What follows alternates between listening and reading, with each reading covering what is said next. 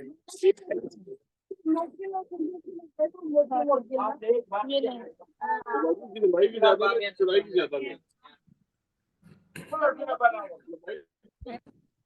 नहीं।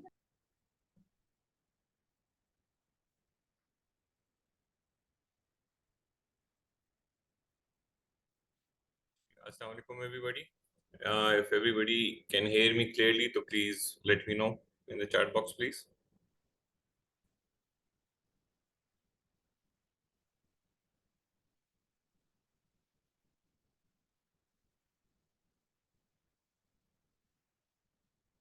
All right. बाकी सबको भी आवाज आ रही है, I hope.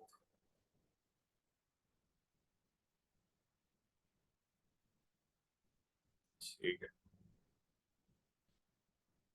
All right. I have 4-7 with me right now, so I think let's just wait 2-3 minutes more if somebody else wants to join, and then we'll start, inshallah.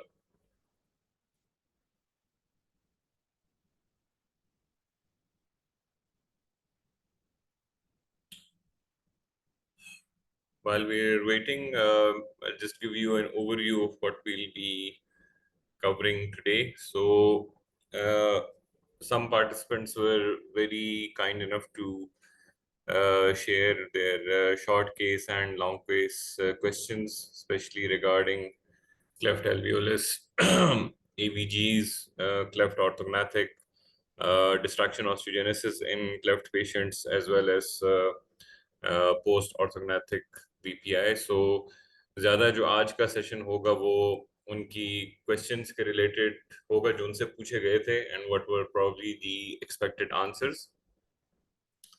And इसके अलावा obviously मैं answers जो हैं वो आपको कुछ articles के base पे या सिस्टमैटिक रिव्यूज के बेस पे उनके जो जवाब हैं वो मैं आपको दूंगा इंशाल्लाह. सो इस प्रीवियस वीक में आप लोगों की तरफ से कोई क्वेश्चंस खास नहीं आए. एक ही या दो ही फीडबैक मुझे मिले थे. सो आई वुड अज्यूम कि आप लोगों की ज़्यादातर क्वेरीज already एड्रेस हो चुकी हैं. If not, तो please do feel free in asking questions. यहाँ भी पूछ सकते हैं या व्हाट्सएप ग्रुप में भी आप वो कर सकते हैं. क्योंकि वही बात देखें, एग्जाम मैंने नहीं देना, एग्जाम आप लोगों ने देना है. So if you still have queries, this forum is open आज भी, and like whenever you want to ask a question तो आप उस ग्रुप में भी पूछ सकते हैं, मुझसे आप प्राइवेटली भी पूछ सकते हो. So it's better you clear your queries before the exam. हमारे साथ एक कैंडिडेट थे, मेरे साथ तो नहीं, खैर हम अभी हमारे PMOs में से एक गया था. तो they were saying कि apparently वही बात जो मैं आपको लास्ट सेशन में कह चुका था कि क्लेफ्ट का केस अगर आया हो तो अमूमन उसमें कैंडिडेट फेल ही होता है. सो ये अब उनकी मुंह की बात है. I haven't verified this. कि एग्जामिनर्स वर कंसर्न के since nobody is passing in cleft के स्टेशंस, तो ये क्लेफ्ट के स्टेशंस को हटा देना चाहिए. बट फिर उसी एग्जाम में दोबारा से क्लेफ्ट के केसेस आए हुए थे. सो ऑन दिस बेसिस मेरा आप लोगों को ये मशवरा होगा, नंबर वन, कि अगर आपको कोई भी कह रही है, अगर वो बंदा खुद भी सुपरवाइजर है, एग्जामिनर है, और वो आपको कह रहा है कि भाई क्लेफ्ट के केसेस का हमने कहा हुआ है कि नहीं आएंगे, तो प्लीज़ इस बात को 100% जो है बिलीव ना करें. ठीक है, नंबर वन. नंबर टू ये कि क्लेफ्ट्स, क्योंकि देखें अब स्कोप ऑफ स्पेशलिटी जो है वो ऑब्वियसली ओवर टाइम इंक्रीज होता है. जब मैं एग्जाम दे रहा था उस वक्त क्लेफ्ट्स का कोई नामो निशान नहीं होता था. इन द लॉन्ग केसेस और द शॉर्ट केसेस हमसे जो सीनियर्स ने भी दिए हुए थे उनमें से भी किसी से नहीं पूछा गया था ना. उस वक्त इम्प्लांट्स ऐसे पूछे जाते थे. लेकिन वही देखें कि it's been like almost 7 years since I cleared my FCPS. तो ओवर टाइम जैसे ही स्पेशलिटी का स्कोप बढ़ रहा है तो ये चीज़ें अब आके अब आ रही हैं रूटीन में आपके एग्ज़ाम वगैरह में. So please do prepare such things. ऐसे केसेस को, ऐसे टॉपिक्स को कवर कीजिएगा जो आप जिनका आपको पता लग रहा है कि आजकल एग्जाम में पूछे जा रहे हैं. इनको चांस पे मत छोड़ें. because you only have 3 attempts to clear the exam, and ऐसा भी होता है कि आप समझते हो कि you have easy cases, routine के केसेस हैं, लेकिन उससे भी समटाइम्स हो सकता है कि आप फंस जाओ फॉर वट एवर रीजन। सो इस चीज़ को चांस पे मत छोड़ने के, यानी क्लेफ्ट का तो आएगा ही नहीं, और या क्लेफ्ट बहुत रेयरली आता है, तो मैं इसको प्रिपेयर नहीं करता। अभी लाइक सितंबर में एग्जाम है, सो प्रॉब्ली शायद आप लोगों के वाइवास नवंबर दिसंबर में आएंगे, so you have a lot of time. So ऐसी चीज़ को प्लीज़ जो है चांस पे मत छोड़ें। And this is the reason कि मैंने पहला जो आप लोगों के साथ ये वेबिनार लिया था वो क्लेफ्ट्स रिलेटेड था, बिकॉज इस रिलेटेड मुझे काफ़ी क्वेरीज मिल रही थी।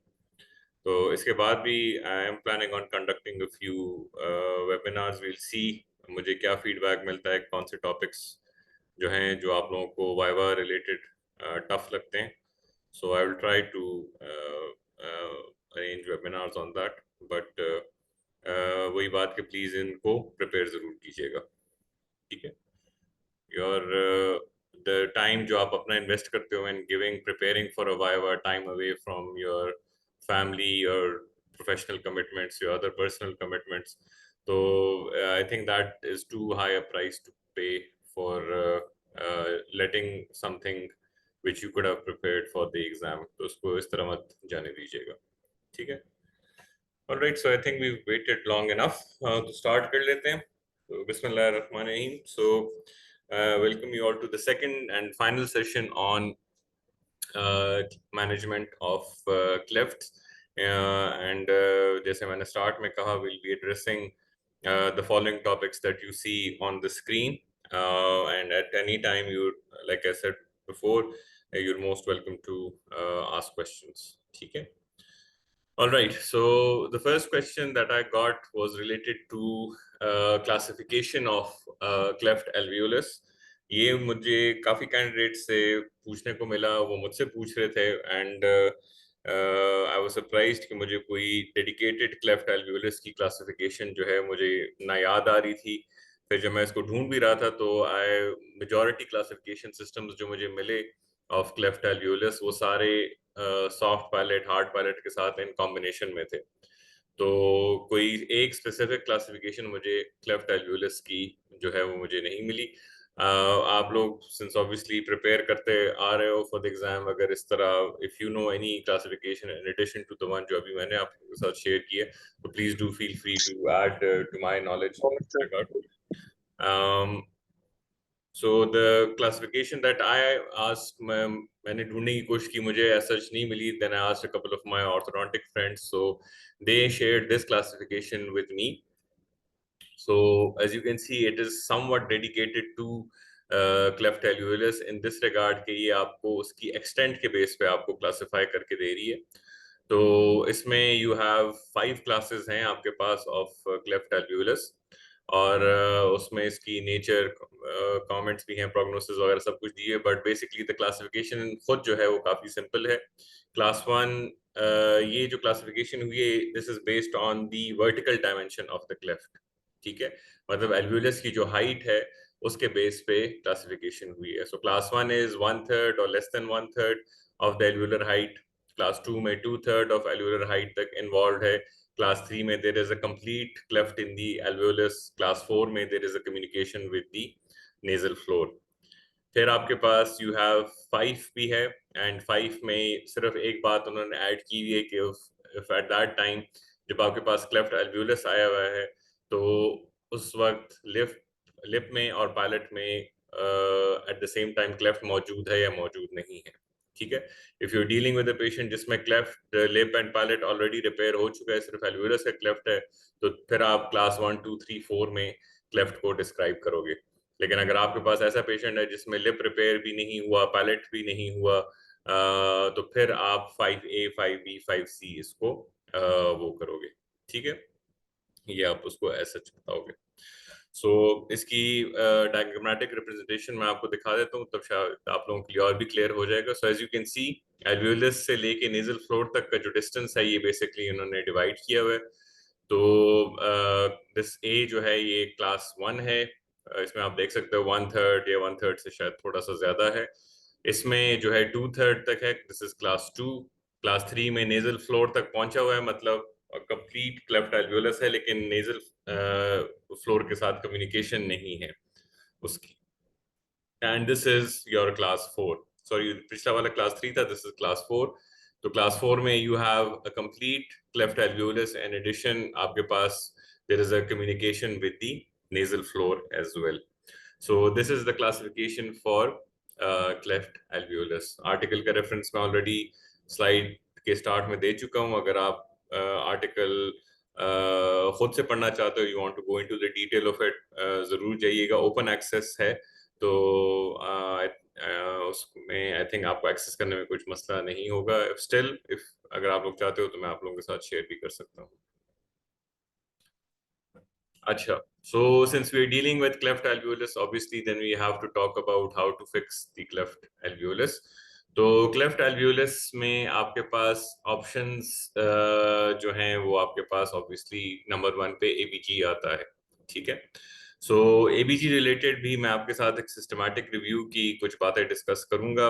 ये publish हुआ था 2021 में, एंड इसकी जो ज़्यादा मेजर फाइंडिंग्स जो इसकी हैं वो मैं आपके साथ शेयर कर लेता हूँ। नंबर 1 के क्वेश्चन तो आप लोगों के पास पहले एबीजी के ऊपर अमूमन यही आता है कि भाई इसको एबीजीज को क्लासिफाई करें, तो यू नो कि भाई प्राइमरी है, सेकेंडरी है, टर्शियरी है, फिर उसमें अर्ली, डिलेड वगैरह, those things are already given in your books, तो उसके ऊपर मैं ज़्यादा वो नहीं जाऊँगा।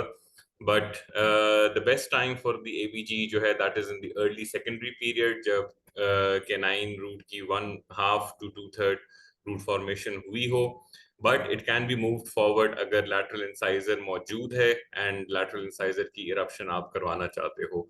अमूमन क्लेफ्ट्स में आपका लैटरल इंसाइजर जो है वो मिसिंग होता है, so if the lateral incisor is present and आप उसको इरप्ट करवाना चाह रहे हो तो then you can do the ABG earlier. If not, since it is predominantly congenitally missing or either it is malformed and has been extracted, so then you have to wait till this period, which is between 8 to 12 years, या canine की जब 1/2 to 2/3 root formation हो गई हो। Tertiary ABG हम कब करते हैं? टर्शियरी एबीजी तब की जाती है जब सेकेंडरी ग्राफ्टिंग ना हुई हो, या मसलन आपसे कैनाइन के इरप्शन का टाइम आपसे चला गया हो, और there is insufficient bone which is present for an implant. तो यूजुअली टर्शियरी एबीजी जो है that is usually done closer to adulthood, ठीक है। अच्छा, फिर अनदर एग्जाम क्वेश्चन जो मुझे कुछ कैंडिडेट्स ने बार बार बताया कि एबीजी आप करोगे कब? Will you do it before maxillary expansion और will you do it after maxillary expansion? तो इस पे डिबेटेबल है कि आप एबीजी कब करना चाहोगे। इवन लिटरेचर में इसके ऊपर बातें बहुत क्लियर नहीं है, बहुत वाजे नहीं है, बट एक 2021 का जो यही रिव्यू जो मैंने आपको कोट किया हुआ है, इसको आप एबीजी, अगर पेशेंट की एबीजी नहीं हुई तो आप एबीजी से के बाद भी इसको वो कर सकते हो। तो but if it is not, लेकिन इसके ऊपर वेल डिजाइंड आरसीटीज जो हैं वो अभी तक लैकिंग है। अमूमन क्या होता है, आरएमई जो है रैपिड मैक्सिलरी एक्सपेंशन हम कब करते हैं? हम इसको एबीजी से पहले करते हैं। The problem with that approach is कि जब आप रैपिड मैक्सिलरी एक्सपेंशन कर लेते हो तो उसमें रिलैप्स होता है, बिकॉज आपने मैक्सिला को एक्सपैंड तो कर दिया, but then there is nothing there to keep the maxilla in that position and there is somewhat relapse उसमें जो है वो हो जाता है। So in that case it is better कि आप पहले एबीजी करो। एबीजी करने से क्या हो जाएगा कि मैक्सिला एक बोन बन जाएगी, सो द क्लेफ्ट जो है वो रिपेयर हो जाएगा। तो तब जब आप मैक्सिलरी एक्सपेंशन करोगे तो देन उस क्लेफ्ट के एरिया में क्योंकि बोन होगी, that bone will resist the relapse और it will minimize the relapse, ठीक है।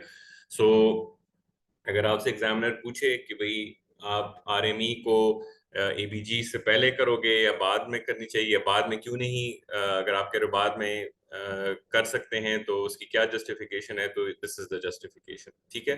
Once you repair the alveolus तो दैट उसमें जो बोन बन जाती है that will basically resist the relapse. लेकिन जब आपने एबीजी से पहले आरएमई की होगी तो क्योंकि वो क्लेफ्ट तो अनरिपेयर्ड है, उसमें बेसिकली बीच में तो हवा है ना, तो it's not repaired, so it will try to go back to its original position. So you can do ABG, but you can do RME after ABG, बल्कि it is इस रीजन की वजह से आप कह सकते हो it is preferable कि आप RME को ABG के बाद करो, ठीक है। अच्छा, फिर इसमें उन्होंने जिंजाइवो पेरियोस्टियोप्लास्टी के बारे में भी बात की कि इसका कोई रोल है या रोल नहीं है। As you know it is GBP जो है समवट बदनाम है इस रीजन पे कि अगर जीबीपी की जाती है तो उसकी वजह से मैक्सिलरी ग्रोथ की कंस्ट्रक्शन होती है and you just introduce more scar tissue into an area जिसमें आप शायद बाद में दोबारा से फिर भी आपको काम करना होगा। सो जीबीपी जो है उन्होंने इस रिव्यू ने कहा है कि अगर 2 mm का क्लेफ्ट है, लाइक 2 mm या 2 mm से ज्यादा बड़ा क्लेफ्ट नहीं है तो इसमें जीपीपी का रोल है, लेकिन एनीथिंग वाइडर देन दिस तो उसमें जीपीपी का कोई रोल नहीं है। तो जीपीपी को आपने इतने छोटे से क्लेफ्ट्स में आप अटेम्प्ट कर सकते हो, इससे ज्यादा बड़े क्लेफ्ट्स में इसको अटेम्प्ट ना कीजिएगा, ठीक है। So these were the major points regarding when to do ABG, regarding RME, and when to attempt it, and obviously the classification of the ABGs. Thank you, sir. Sorry, sir, I'm interrupting. Are we having a question? Sir, there was a short test. Doctor साहब आपकी आवाज clear नहीं आ रही, अगर आप फिर chat box में अपना क्वेश्चन लिखते हैं तो I think it will be better. आपकी आवाज बीच में बार बार टूट रही थी, इसलिए मैं आपको चैट बॉक्स का कह रहा हूँ, अगर आप वहां क्वेश्चन अपना ड्रॉप कर दो रिगार्डिंग एबीजी तो then that might be better. Sir ji जी सर, ये जिंजिबो पेरियोप्लास्टी के बारे में आपने जो बात की थी, जी थोड़ा सा एक दफा फिर रिपीट कर दें कि इसमें क्या प्रॉब्लम होती है। जीपीपी में ये प्रॉब्लम है कि देखें जब भी आप टिश्यू को कट करोगे तो क्या होगा, इट विल कॉज वहां स्कार फॉर्मेशन होगी, ठीक है। स्कार फॉर्मेशन होगी तो उससे क्या होगा कि it will resist, try to resist the maxillary growth, ठीक है। तो जीपीपी को जो है इसलिए प्रेफर नहीं किया जाता क्योंकि अमूमन जीपीपी हम तब करते हैं जब आप इसको लेट सपोज वन स्टेज में ये सारा रिपेयर करो, लाइक आप लिप का रिपेयर भी कर रहे हो, आप पैलेट का रिपेयर भी कर रहे हो, और आप ये आई मीन सॉफ्ट पैलेट भी रिपेयर कर रहे हो, और आप हार्ड पैलेट, ये सारे रिपेयर्स आप वन स्टेज में कर रहे होते हो। तो जीपीपी अमूमन उस स्टेज में की जाती थी। तो उस स्टेज में आपको पता है कि मैक्सिलरी की ग्रोथ अभी फिलहाल चल रही है, ठीक है। सो मैक्सिलर की ग्रोथ चल रही है और आपने उस एरिया में जो है प्री मैक्सिलर के एरिया में अब आपने वहां स्कार टिश्यू इंट्रोड्यूस करवा दी है। सो उससे क्या होगा, स्कार टिश्यू फॉर्मेशन से मैक्सिलर की ग्रोथ जो है वो रिस्ट्रिक्ट हो जाएगी, ठीक है। एंड इन मोस्ट केसेस जब लार्ज क्लेफ्ट्स होते थे उसमें जीपीपी वाज नॉट सक्सेसफुल। तो लाइक आपका क्लेफ्ट एल्वियोलस बंद भी नहीं होता था एंड उल्टा आपकी मैक्सिलर ग्रोथ की रिस्ट्रिक्शन भी हो जाती थी। आफ्टर सम टाइम आपको वैसे भी फिर उसमें दोबारा से सर्जरी करनी थी टू डू द एबीजी। तो एक एक्स्ट्रा सर्जरी का बर्डन आप पेशेंट पे क्यों डाल रहे हो। सो जीपीपी को लिमिट किया गया फिर कि भाई अगर बहुत छोटा सा डिफेक्ट है, लाइक 2 mm का एल्वियोलर क्लेफ्ट है which you can measure on either an X-ray like an OPG पे आप मेजर कर लो, या अगर आपने पेशेंट का CBCT कराया है which is better तो CBCT पे आप एल्वियोलर क्लेफ्ट को मेजर कर लो, यू सी कि हाँ वाकई कितना बड़ा क्लेफ्ट है, 2 mm है, उससे छोटा क्लेफ्ट है तो उसको आप रिपेयर कर सकते हो विद जीपीपी। तो उसमें फिर आपको एबीजीज की होपफुली फ्यूचर में जरूरत नहीं होगी। बट इससे अगर बड़ा क्लेफ्ट है, 5 mm है, 8 mm है, 9 mm का क्लेफ्ट है, तो वो आप जीपीपी से बंद नहीं कर सकते हो। सो दे वर सेइंग कि आप जीपीपी को जो है वो आप मत करो, हर केस में मत करो। इसके लिए एक स्पेसिफिक क्राइटेरिया दिया गया कि भाई 2 mm या इससे छोटे के क्लेफ्ट्स उसमें आप जीपीपी किया करें, ठीक है। सो that is what I was saying, I hope it's clear now. Sir इसमें ब्लीडिंग का भी कुछ होता है कि मतलब प्री मैक्सिला में जो है बहुत ज्यादा ब्लीड हो जाता है और फिर फ्लैप नेक्रोसिस और ये चीजें होती हैं इसमें। Bleeding not any bleeding related तो मुझे कोई कॉन्ट्राइंडिकेशन नहीं मिली फॉर जीपीपी। इनफैक्ट आप बेसिकली जिंजाइवो पेरियोस्टियोप्लास्टी का मतलब ही क्या है कि आपने उस एरिया में ब्लीडिंग सॉर्ट ऑफ इंड्यूस ही करनी है कि यहाँ बोन यहाँ ब्लड एक्यूमुलेट हो जाए तो that can sort of act like a reservoir for cells to come here and future में वहाँ बोन फॉर्मेशन इसके ऊपर जो है वो हो जाए। बट जस्ट डूइंग, अगर आप कह रहे हो कि सिर्फ सर्जरी करने से ब्लीडिंग का रिस्क ज्यादा होगा इस एरिया में, तो मुझे इस तरह की कोई कॉम्प्लिकेशन वैसे मिली नहीं रिगार्डिंग जीपीपी। तो अगर आपको ओके। आपने अगर इस तरह कुछ पढ़ा हुआ है तो प्लीज डू शेयर, जरूर शेयर कीजिएगा, and I will try to find something specific regarding bleeding risk in GPP as well. ठीक है। सर एग्जैक्टली एग्जामिनर ने यही पूछा था मुझसे जी कि जीपीपी मतलब आजकल मतलब वो होता नहीं है, करता कोई नहीं है, जी जी। लेकिन ये आपकी बात जो है मतलब 2 mm तक क्लेफ्ट हो फिर उसमें सर मतलब करते हैं ना, ताकि बाद में फिर जी ना हो। वो एग्जैक्टली एग्जामिनर की वर्डिंग्स थी। अच्छा यही वर्डिंग्स थी, अच्छा चलें, फिर तो ठीक है, फिर तो ठीक है। अच्छा अच्छा, आई थिंक डॉक्टर हमाद अपना क्वेश्चन यहाँ लिखा हुआ है कि आस्क मी कि you can do both pre and post expansion, लेकिन जस्टिफिकेशन का पूछा था। तो ठीक है, यहाँ आपके पास आई थिंक मैंने सिर्फ पोस्ट एक्सपेंशन की जस्टिफिकेशन दी, प्री एक्सपेंशन की मैंने जस्टिफिकेशन नहीं दी। तो प्री एक्सपेंशन का जो है आपके पास ज्यादा फायदा इसमें यह आ जाता है कि अगर let's suppose patient is not having a very good quality of life, like अक्सर ऐसे पेशेंट्स में क्रॉस बाइट्स मौजूद होती हैं, socially it looks very unaesthetic, unacceptable लगता है, एंड क्योंकि बच्चा ऐसी एज में है कि he will be expose to people and expectations and bullies and what not.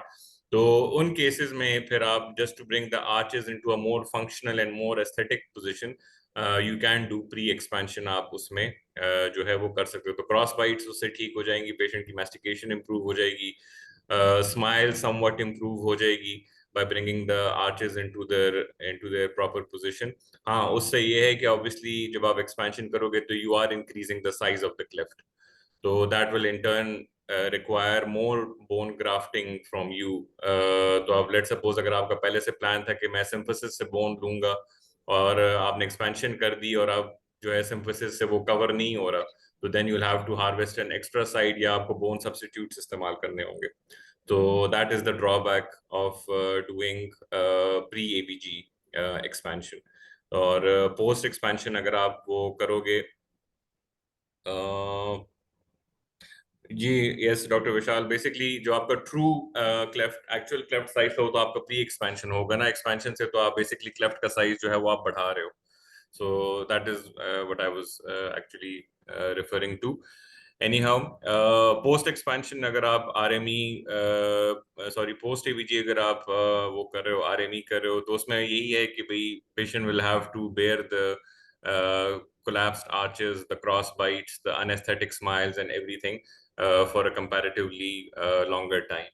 तो उसमें ये शायद एक वो वजह उसमें हो सकती है, ये एक ड्रॉबैक हो सकता है doing the delayed RME in such cases। अच्छा, so then let's come to the next वो, एंड इसमें भी कुछ एग्जाम रिलेटेड क्वेश्चंस थे कि जो आपके टीथ होते हैं adjacent to the cleft and about the teeth which are inside the cleft, तो उनके बारे में क्या मैनेजमेंट होगी आपकी। सो द जो सुपर न्यूमरीज हैं अमूमन जो क्लेफ्ट के अंदर होते हैं, तो ये अमूमन you should be extracting them at least 3 months before any planned procedure, number 1। Number 2, जो टीथ एडजेसेंट टू क्लेफ्ट्स हैं जिनको आप शायद डी रोटेट करना चाह रहे हो या अगर आप उनकी बॉडीली मूवमेंट करना चाह रहे हो, तो you should not be attempting that till the ABG is done, क्योंकि ऑलरेडी टीथ जो नेक बिल्कुल एडजेसेंट होते हैं टू द क्लेफ्ट, तो उनमें ऑलरेडी पेरियोडोंटल इश्यूज होते हैं। अगर आप उनकी मूवमेंट करोगे टुवर्ड्स द क्लेफ्ट या ऐसे टीथ की डी रोटेशन आप ऑर्डर करवाओगे ऑर्थोडोंटिस्ट पे, तो that will predispose them to even more periodontal problems. So as such जो है ये आपने कुछ भी नहीं करना till the ABG is done, कि ये टीथ जो है आपके रिटेन हो जाए। ठीक है। तो द थर्ड पॉइंट इज के एबीजीज जो हैं ये आप like I have already said canine के लिए प्रिडोमिनेंटली की जाती है, एंड अगर लैटरल इंसाइजर मौजूद है तो आप लैटरल इंसाइजर के लिए भी एबीजी को कर सकते हो। You will have to obviously bring the time frame for ABG comparatively early. अच्छा, another viable question was कि आप tooth movement into the ABG कब कर सकते हो? So you can do this after 3 to 6 months, and इसका reason मैं आगे जाके अभी आपको बताता हूँ कि हम immediately इसमें tooth movement जो है वो हम क्यों नहीं करते, ठीक है? अच्छा, ये मेरे एक दोस्त से पूछा गया था and he was kind enough to share this question के कैनाइन की मूवमेंट इनटू एन एबीजी कितना टाइम लगेगी कि वो अपने उस तक आ जाए, नॉर्मल पोजीशन पे आ जाए। तो it's more of an orthodontic question, maybe शायद उसकी परफॉर्मेंस अच्छी जा रही थी या कि वो इतना इन डेप्थ में उसके साथ गए थे। सो बेसिकली कैनाइन की मूवमेंट जो है into the ABG side, it depends कि ऑब्वियसली वो कितना हाई पड़ा हुआ है और कितना उसमें एंगुलेशन उसकी क्या है, बट रफ टाइम फ्रेम आप पेशेंट को दे सकते हो which is about 8 to 12 months। Why is it 8 to 12 months? Because एक मंथ में जो टूथ की मूवमेंट है स्पेसिफिकली कैनाइन की, that is not more than 0.5 to 1 mm per month, ठीक है? तो the rate of movement is so slow कि इसमें वो जब अपनी जगह तक पहुंचेगा तो उसमें आराम से 8 से 12 महीने इसमें लग सकते हैं, ठीक है? सो एंड ये हम अमूमन तब ही करते हैं जब आप पेशेंट के लिए आपने बाकी सारी वायर्स आपने हटा दी होती हैं, आपने उनको वो मेंटेनेंस की जो हैवी वायर होती है ना वो पेशेंट को जब लगाई होती है, तब हम केनाइन की मूवमेंट को स्टार्ट करते हैं, बिकॉज इट टेक्स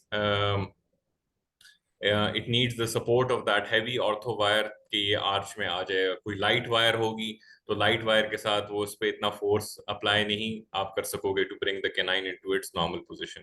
तो बाकी जब क्रॉस बाइट्स एंड एवरीथिंग सब कुछ ठीक हो गया हो तो अमूमन तब हैवी वायर के साथ इसको अपनी नॉर्मल जगह पे लाया जाता है, ठीक है? All right. So, acha.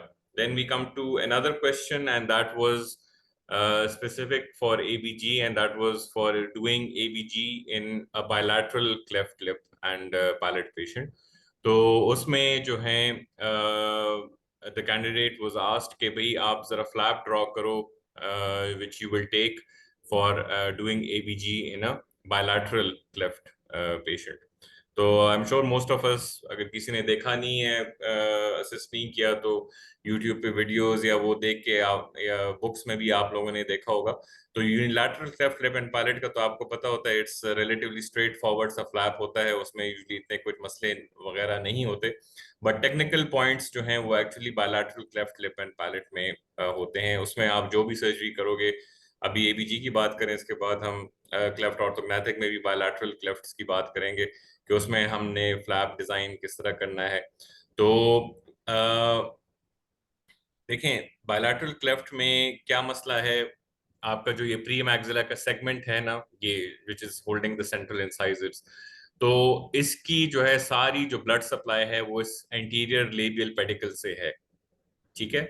And posteriorly it is from the nasopalatine foramen, ठीक है? पोस्टीरियरली वहां से इसकी जो है ब्लड सप्लाई जो है वहां से आ रही है। द प्रॉब्लम इज अगर आप फुल थिकनेस फ्लैप लोगे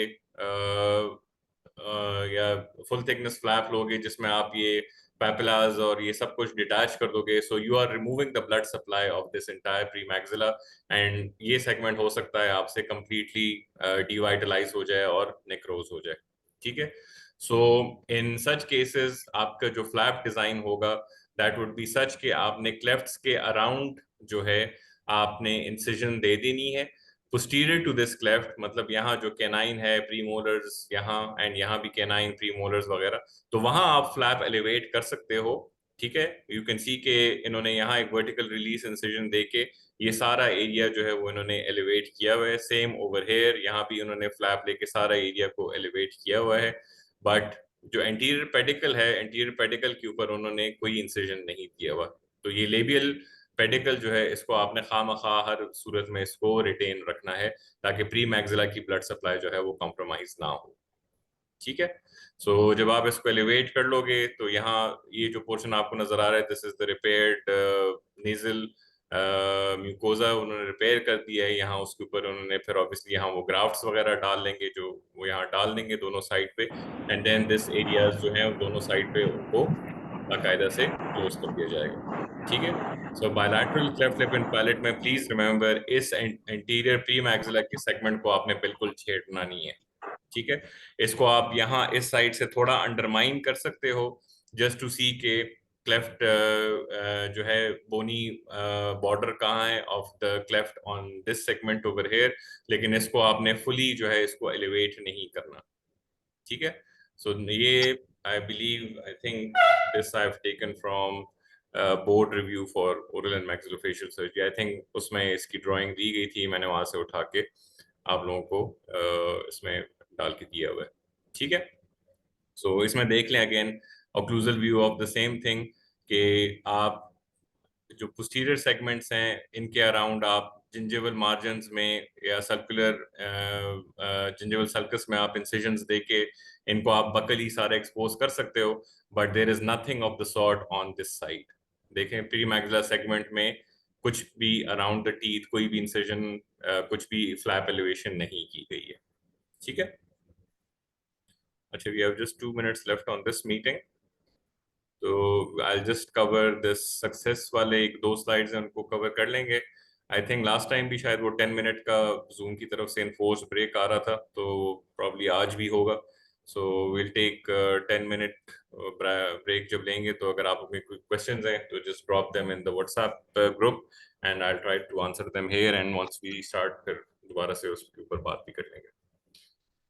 अच्छा, एल्वुलर बोन ग्राफ्ट का जो सक्सेस है, again it was a common viva question, and इसके दो स्कोरिंग क्राइटेरियाज हैं which I am sure you know about anyway. एक बर्गलैंड का है और एक किंडलन का जो है वो स्कोर है। I won't be going into the details of it. I'm sure you guys know this already, but what you should know is कि इसको आपने जज किस तरह करना है। तो इसको अमूमन जज किया जाता है with an upper standard occlusal x-ray, और वो एक्सरे जो है वो हम डिफेक्ट जो एक्सरे की ट्यूब है वो आपने डिफेक्ट साइट के ऊपर फोकस करवानी है, और ये आप कब करोगे? You will do this after 6 months to जज के एबीजी हैज बीन सक्सेसफुल और नॉट। ठीक है, अच्छा we have a question here from Dr. Hamad. After ABG, how to do post-op care of patient and follow-up? अच्छा, I think we have less than a minute over here, तो I think जब हम restart कर लें तो I answer this question, क्योंकि इस पे थोड़ा टाइम लगेगा। आप इस doctor Hamad can you please just drop this question in our क्या कहते हैं व्हाट्सएप ग्रुप, तो व्हेन आई रीस्टार्ट तो मैं पहले स्टार्ट इससे करूंगा and then I will go on to the further slides. ठीक है, अच्छा since we have a lack of time तो मैं भी इसके ड्रॉबैक्स के ऊपर ज्यादा नहीं जाऊंगा। Will just wait for the meeting to finish and then will restart with doctor Hamad's question. ठीक है, Sir, I have a question.